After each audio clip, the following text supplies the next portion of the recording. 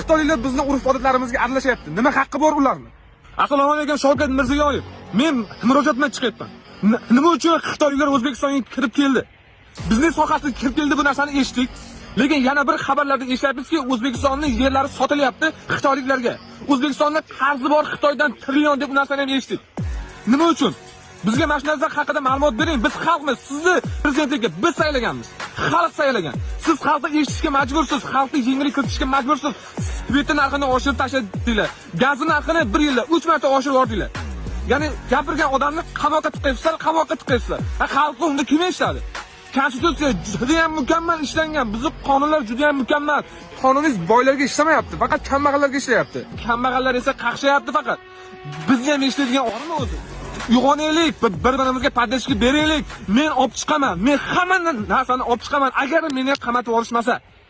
Men O'zbekistonni yomonlamoqchi emasman. O'zbekiston bizniki. Men faqat prezidentdan yordam talab qilib chiqyapman, xalqqa yengillik bering deb. Bitta deputat chiqdi. Gazni ovqat qilsang, kosang oqarmaydi. Bu gapmi bu? 5600 so'm puling bo'lsa, sendan boy inson yo'q bir kunda. Buni qanaqa tushunish mumkin? O'rtoqlar, yurtdoshlar, menga podдержка beringlar. Birgalikda chiqamiz. Faqatgina podдержка bertirishinglar menga bo'ldi tamom. Agar ertaga qamalib kelsa, orqamdan turib beringlar, xalqmiz biz. Xalq prezidenti kimligini tayinlaydi. Siyosat bu xalq. Agar xalq bo'lmasa, siyosat ham bo'lmaydi, davlat ham bo'lmaydi.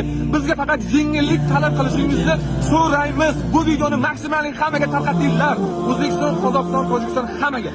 Albatta menga podдержка bo'linglar, obuna bo'linglar. Menga yordam beringlar. O'zbekiston